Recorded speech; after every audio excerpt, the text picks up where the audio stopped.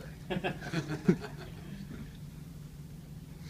Do you think Art has made significant progress these past 2 games compared to, I guess, no turnovers? The completion percentage I know probably isn't yards, but has he? Do you think he's made the biggest strides yet these past 2 games? I think he's playing pretty well. I think he's seeing things much better these last couple of weeks. Some things he get an opportunity to get to. There are some things that you get to certain reads or whatever it may be for the first time. A lot of times with some of this stuff, like you get it in practice and think, okay, the ball's going here, it's going here, and all of a sudden the game it's different. So everything's kind of new, but I do think, the guy's obviously battled his way through a difficult year every week and taking a lot of stuff for it one way or the other. But I think physically, I think he has progressed. I think he's got a better handle on and poise or confidence, whatever it might be. That I don't think he has that back of his head thinking, I got to do something now. Like we talked about it at Maryland. It was almost as over-aggressive, like anxiousness to try to do something. Where I think now he's been very positive the last couple of weeks. Not that he wasn't before, but very positive with the team. About, hey, we're fine, let's just get the ball back, we're going to score, we're going to make plays. He's positive talking to them as we take the field. I don't think it's all false. I think he's more confident in what he's doing and believes that, hey, okay, just give me the ball and I'll figure this out. So I think that's helped. I think it's been as much, and obviously he knows what he's capable of.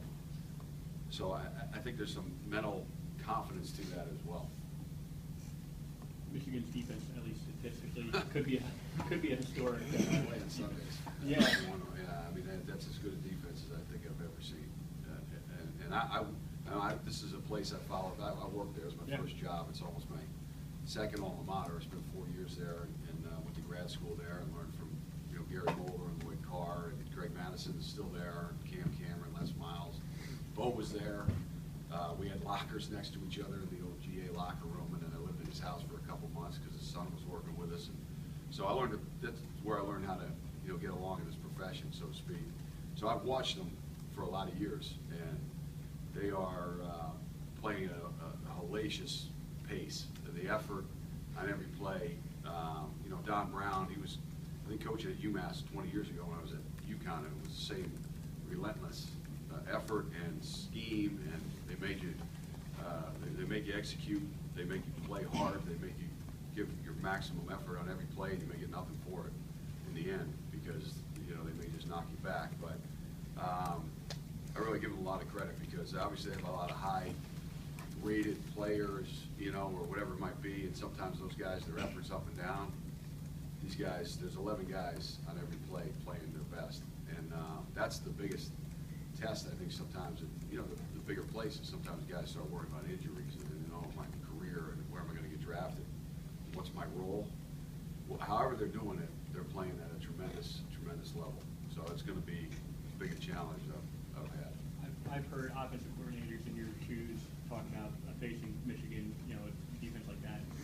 It boils down to like winning each play, basically. You can't really think too far. Is that really what it basically boils down to when you're an underdog, like your team, seems to be? Yeah, I think you have to really streamline realistically. What do you think you're getting here? You put up a scheme and go, okay, this should work, and then go, okay, well, who's blocking 15, and who's 3, and who's 10, and when you go through that, we're just doing it now. You got to really look hard at. You can't just line up and run your plays and think, oh yeah, there's their front. Let's run this.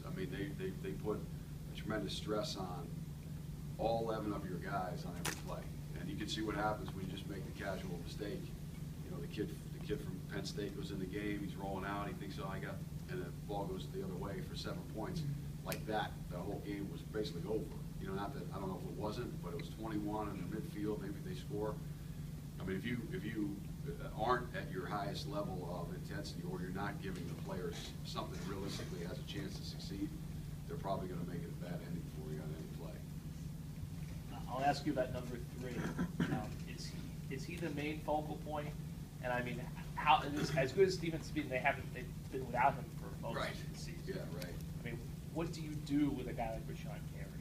Well, I mean, there's more than, I mean, there's a number of guys like that on that team, but obviously he's a tremendous force, because for a guy that size to move like that, play that hard, technique is at a high level, and assignments, the guy doesn't bust things, doesn't go off and do his own thing and try to do something above and beyond. He's always solid in that. So, I mean, obviously, we have to be very wary of how we protect the quarterback, and not, he's taken a number of hits already this year, but I don't know, he hasn't taken them from guys that look like these guys.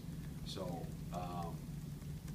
the whole plan has to be around those type of guys, and I think 15 is another guy that I think he just plays at a tremendous level, intensity every snap. So everything is kind of starts there because they're right there and they're coming, on the quarterback. And you want to just tell your tackles, hey, give it a shot. I mean, that's not fair to them. It's not fair to whoever's they're protecting and blocking for.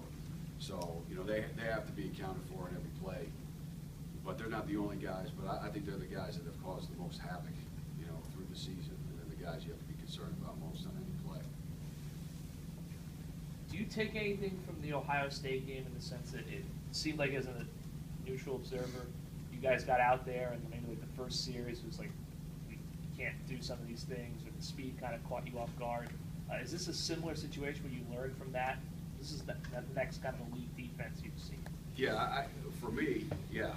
I think I had a little bit different, I don't know, say expectation of, or, thought, okay, these are some good schemes, and these are things that will give them problems for sure, and then we'll be able to execute them, and then you get in the game and go, these guys are moving a little faster than they looked on tape. But that was early in the year, so you're looking at, they had one game of some of those guys hadn't played much, and, they end up moving around a lot faster than you thought, or coming downhill harder, or whatever it might be.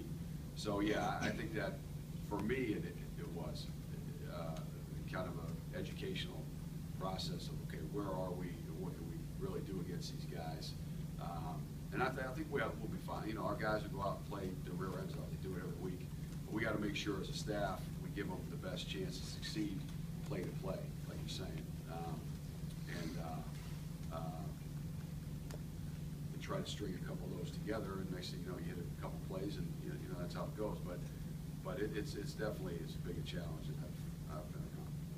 How do you handle coaching Art this week? Freshman going up against his defense. What's kind of your approach to him, as a quarterback's coach? Well, I think you just got to be smart.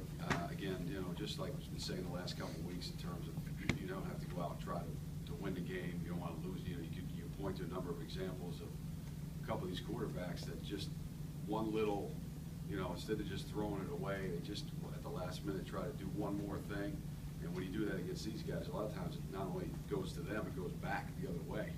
And then the whole thing starts to kind of avalanche on you. So just be smart and play within the system. We're going to try to do whatever we can to make it as easy as possible mentally, because there's going to be obviously big physical challenges for them. But I think just making them feel comfortable with what he's good with, and let them know that we're not trying to win the game on this one play and this one play. And there's more than enough examples on there of guys that either hold on to it too long and take unnecessary hits, or they try when the play's over and they just think, well, maybe I'll just do this. And usually when that happens, it's a bad ending, on the other side. So if you can just kind of avoid the big mistakes and just kind of keep moving forward with the ball, and if it doesn't work out in the series, we punt it, we come back again and try it again. I think if you could just continue to have that kind of mindset and, get through a third game in a row with no turnovers, I think that would be a big help to letting us kind of keep going forward here this week against a good defense. Any other questions? We asked Coach Ash about it before, but I want to get your opinion on it. Is there any consideration to moving Blackshear to the slot full-time? We almost, we talked about it earlier in the year at times. I don't know if that's totally I don't think we want to completely take him out of the running back realm, because he's good at it, and I know Isaiah's come along, and John's been really helping good for us, but to take him completely out of that room, I don't know if that was, it at least early on, I don't think we felt like that was the way to go.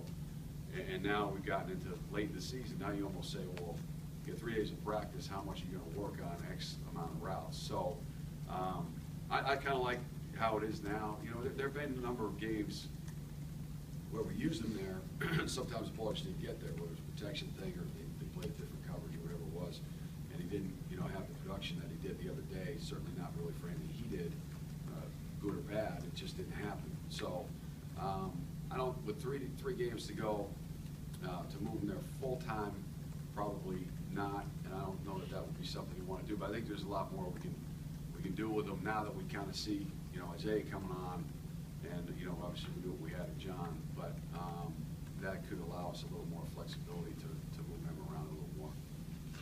Anything else, guys? Thanks, John. All right, thanks, guys.